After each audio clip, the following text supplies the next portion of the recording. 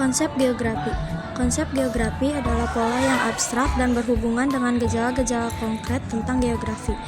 Di sini bisa dijelaskan bahwa konsep geografi harus mendasari kajian dari faktor, gejala, dan masalah spesial sosial atau hubungan antara keduanya.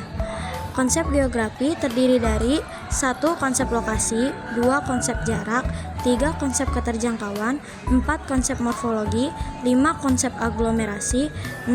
Konsep pola, 7. Konsep interaksi dan interdependensi, 8. Konsep nilai kegunaan, 9. Konsep diferensiasi area, dan yang ke-10 konsep keterkaitan keruangan. Yang pertama ada konsep lokasi. Konsep lokasi terdiri dari lokasi absolut. Lokasi absolut Karawang Timur bisa ditentukan dengan koordinat geografisnya.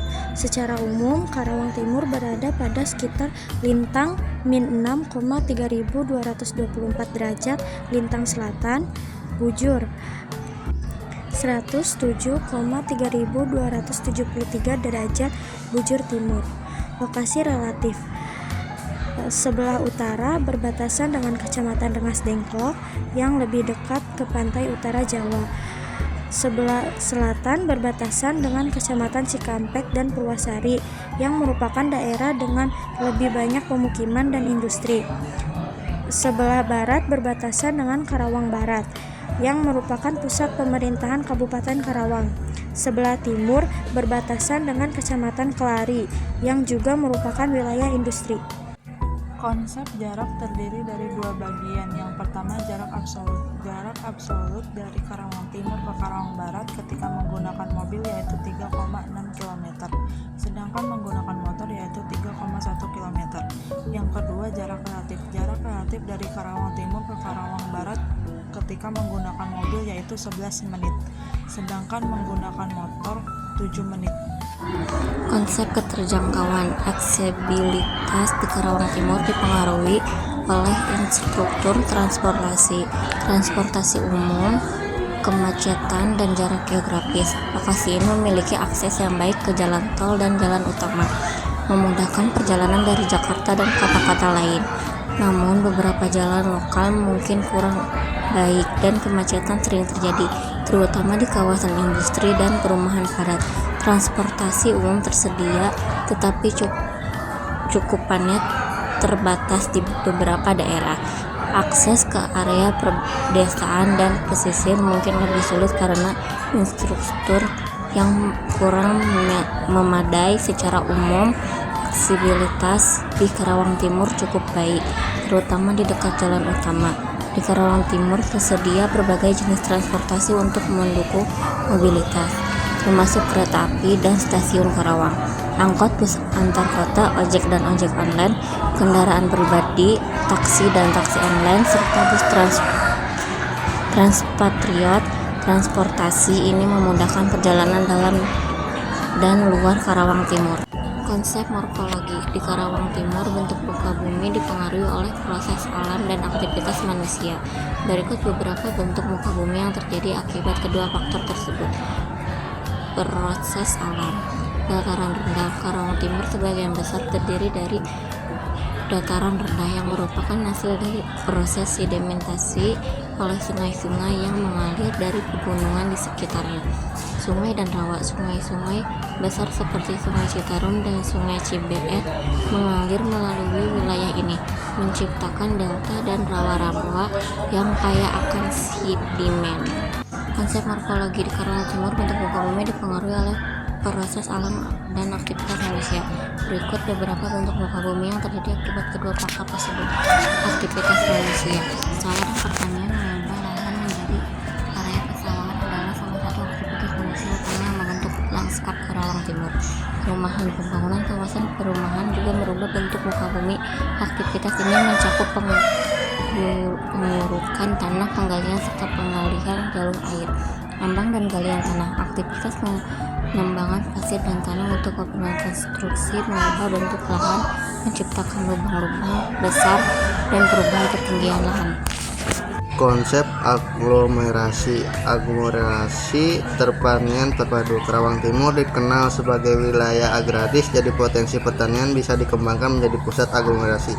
Misalnya kawasan khusus untuk pertanian padi dan hortikula, di mana petani berkumpul untuk berbagai sumber daya seperti lahan, irigasi, teknologi pertanian, dan fasilitas pengolahan hasil tani.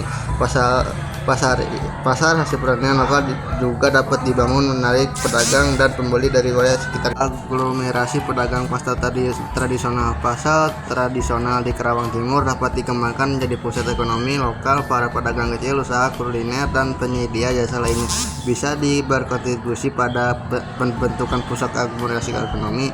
Pasar ini juga dapat menarik orang dari desa-desa sekitarnya menjadi pusat interaksi ekonomi. Konsep pola di Karawang Timur bisa merujuk pada berbagai hal seperti pola tata ruang, pola bangunan, atau pola sosial. Yang pertama, pola pemukiman. Pola pemukiman ada pola linear, pola klaster perumahan, pola terpusat. Yang kedua ada pola infrastruktur, ada pola jaringan dan pola radial. Konsep interaksi dan interdependensi. Konsep interaksi dan interdependensi Karawang Timur mencerminkan bagaimana wilayah ini berhubungan dan saling bergantung dengan daerah sekitarnya serta faktor internal. 1. Interaksi.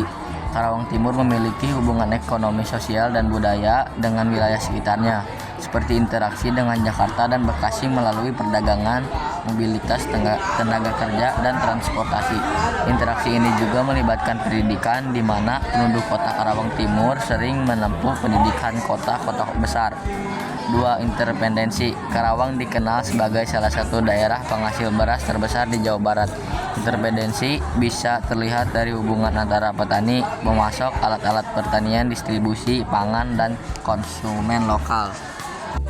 Konsep nilai kegunaan. Konsep nilai kegunaan Karawang Timur mengacu pada manfaat dan keuntungan yang diperoleh dari wilayah ini, baik dari segi ekonomi, sosial, maupun lingkungan, pertanian, transportasi dan logistik, lingkungan dan konservasi, pemukiman, dan pengembangan wilayah. Secara keseluruhan, nilai kegunaan Karawang Timur sangat beragam, mencakup sektor pertanian, transportasi, lingkungan, dan pengembangan wilayah yang semuanya berkontribusi terhadap kesejahteraan ekonomi sosial.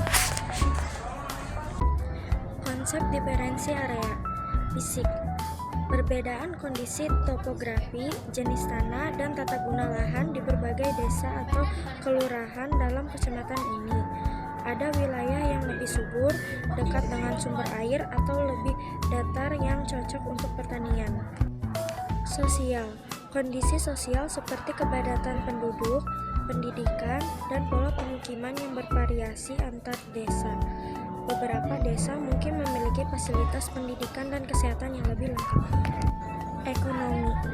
Beragamnya aktivitas ekonomi seperti adanya area perumahan di sebagian wilayah, pertanian di area lainnya, serta usaha pedagang kecil di daerah pemukiman. Konsep keterkaitan keruangan. Meskipun Karawang Timur memiliki wilayah perumahan yang luas, wilayah ini juga memiliki lahan pertanian yang cukup signifikan. Pertanian padi adalah salah satu kegiatan ekonomi utama di daerah ini. Keterkaitan keruangan terlihat dalam hubungan antara wilayah pertanian dengan pasar lokal maupun regional. Produk pertanian di Karawang Timur didistribusikan ke pasar-pasar di sekitarnya, termasuk Jakarta yang menjadi pusat konsumsi besar. Keterkaitan keruangan ini menunjukkan bagaimana Karawang Timur tidak berdiri sendiri, tetapi saling berhubungan dengan daerah lain dalam berbagai aspek.